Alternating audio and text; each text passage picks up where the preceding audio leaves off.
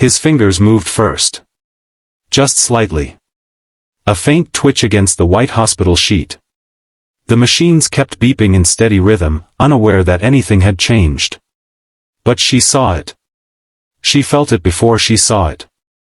And when his eyes slowly opened after 3 years of silence, the first thing he did was search for her. Before we go any further, if stories like this touch your heart, take a moment to subscribe to Kindness Teles. We share stories that remind us how powerful simple acts of love can be. Like this video, and tell us in the comments where you're watching from. Now, let me tell you how it all began. The hospital sat on a quiet hill overlooking downtown Chicago, its windows reflecting the city lights every night. Inside room 417, the air always smelled faintly of antiseptic and lavender. The lavender came from a small bottle of essential oil that a young nurse named Elena kept tucked into her pocket. Elena was 26 years old, fresh out of nursing school just 3 years earlier. She worked the night shift because it paid a little more, and because nights were quieter. Quieter meant fewer questions about her tired eyes and the student loans she was still trying to pay off. Quieter meant fewer reminders that most of her friends were out living exciting lives while she was adjusting 4 drips and charting vitals at 3 a.m. Room 417 was assigned to her almost every shift. The patient inside that room was a man many people in Chicago knew by name.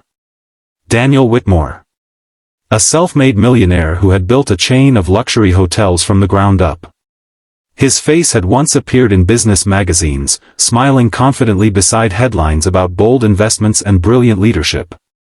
3 years earlier, on a rainy October night, his car had been struck by a truck whose driver had fallen asleep at the wheel.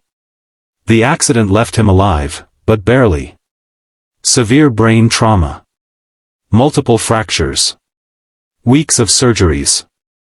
And then silence. A coma that stretched from days into months. From months into years. At first, his hospital room had been crowded with lawyers, business partners, and distant relatives. They spoke in hushed tones about stocks and succession plans.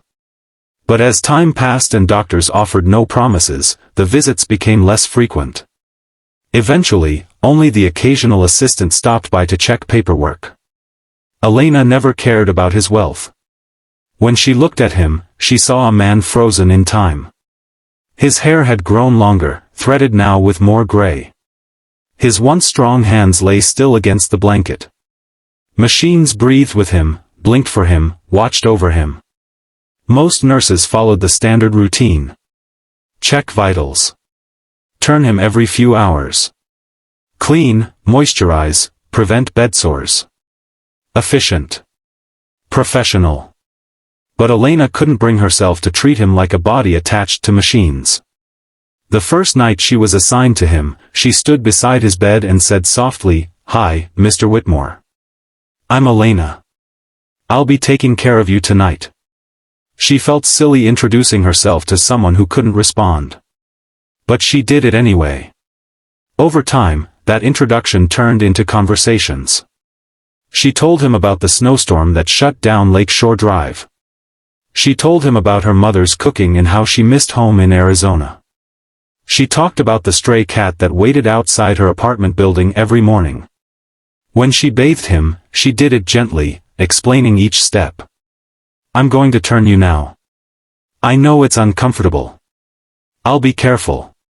She warmed the water a little more than required. She shaved his face carefully, the way she imagined he used to prefer. Some nights, when the hallway was quiet and the lights were dimmed, she would read to him from whatever book she was carrying in her bag. Sometimes it was a novel. Sometimes it was a motivational book about resilience. Her voice filled the room softly, blending with the hum of the machines. Other nurses teased her lightly. They would say, "You know he can't hear you, right?" She would just shrug and answer, "Maybe not. But what if he can?" There was something about the stillness of his face that made her believe he was still in there somewhere. Waiting. The hospital administration had long since labeled him a long-term non-responsive patient. Insurance covered the essentials, but nothing extra. Physical therapy had been reduced. Specialists had stopped making regular rounds. One evening, as Elena reviewed his chart, she noticed early signs of skin breakdown near his shoulder. It wasn't severe, but it was there. She felt a tightness in her chest. He had already lost so much. She wasn't going to let him lose his dignity too.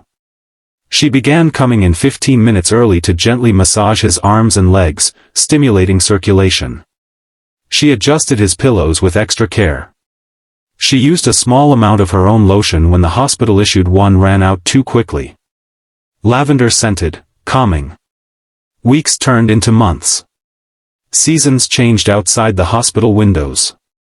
Elena's life continued in small, ordinary ways. She struggled to make rent. She picked up extra shifts. She cried in her car one night after a particularly hard shift in the ER. But every time she stepped into room 417, her voice softened. Then, one night in early spring, everything shifted. It was nearly 2 a.m. Rain tapped against the window. Elena was alone in the room, carefully washing his hands. She always paid special attention to his hands. They were large and calloused, hands that had once built something big. As she dried his fingers with a towel, she felt it. A faint squeeze. At first, she froze. Maybe it was a reflex. She had read about involuntary movements.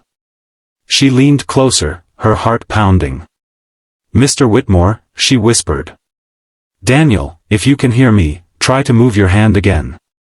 For a moment, nothing happened. The monitors continued their steady rhythm. She felt foolish for hoping. And then his finger twitched.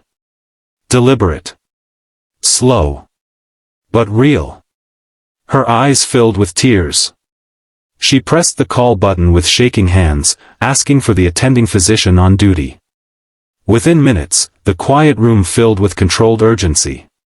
Flashlights checked his pupils. Nurses adjusted monitors. The doctor called out instructions. And then, as if surfacing from a deep ocean, Daniel Whitmore opened his eyes. They were unfocused at first. Blinking against the light. Confused. His lips parted slightly, but no sound came out. Elena stood at the edge of the bed, afraid to breathe. The doctor leaned over him, speaking calmly. "Daniel, you're in the hospital. You've been in an accident. Can you hear me?" His gaze moved slowly, searching the room. It passed over the doctor. Over the equipment. And then it stopped on Elena. For a long moment, he just stared at her. His brow furrowed slightly, as if he were trying to place a memory. She stepped closer. "Hi," she said softly, her voice trembling. "It's Elena. I've been here with you." His throat worked, struggling to form words. It took effort. Pain. Confusion. But eventually, a whisper escaped. "You, Red." The room went completely still. The doctor looked at her, stunned. "He's responding to you?" Tears slid down her cheeks. She nodded. "I read to you," she told him gently. "Every week." His eyes filled with something that looked like recognition. Gratitude. Relief. He tried to lift his hand, and this time, he managed to wrap his fingers weakly around hers.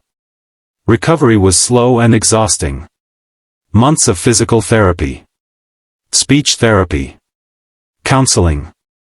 The world had moved on without him for 3 years, and catching up felt overwhelming.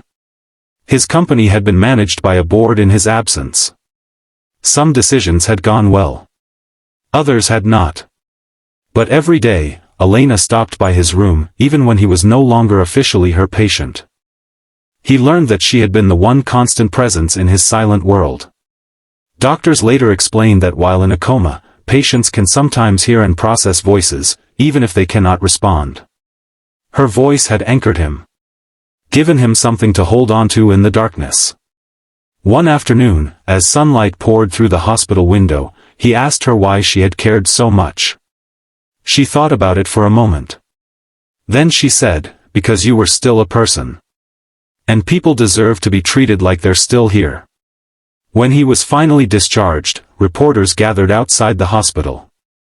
Headlines announced the miraculous awakening of a millionaire businessman. Cameras flashed. Microphones were extended. But when a reporter asked him what he remembered most from the last 3 years, he didn't talk about business losses or missed opportunities. He said he remembered a voice reading stories in the night. A voice that refused to give up on him. A few months later, Elena received an invitation to a small ceremony at one of Daniel's hotels. She almost didn't go, thinking it would be too fancy, too uncomfortable. But when she arrived, she found a modest gathering of hospital staff, therapists, and a few close friends. Daniel stood at the front of the room, still walking carefully but steadily on his own. He announced the creation of a foundation dedicated to long-term coma patients. Funding research. Supporting families. Improving quality of care. And he named it after the nurse who had believed he could still hear. Elena felt her face flush with disbelief as applause filled the room. She had never asked for recognition. She had never imagined this. But the greatest gift wasn't the foundation or the applause. It was the quiet moment afterward, when Daniel approached her and said, "You gave me something no money could buy. You gave me a reason to come back." Years later, the foundation has helped countless families. Hospital policies have changed to encourage more personal interaction with non-responsive patients. Nurses are trained to speak, to connect, to treat silence as something that might still be listening. And Elena still works the night shift sometimes, though she's no longer worried about student loans. She still carries lavender oil in her pocket. She still introduces herself to every patient, even the ones who can't answer. Because she knows something many people forget. Kindness doesn't always get an immediate response. Sometimes it feels like you're speaking into the dark, with no proof that anyone hears you. But that doesn't mean it isn't making a difference. A young nurse once chose to treat a silent man like he was still alive inside. And in time, he opened his eyes. Maybe someone in your life feels distant. Maybe someone seems unreachable. Speak anyway. Care anyway. Show up anyway. If this story moved you, share it with someone who needs a reminder that small acts of compassion can echo louder than we ever imagine. And tell us in the comments about a moment when kindness changed your life. You never know who might be listening, waiting for a reason to come back.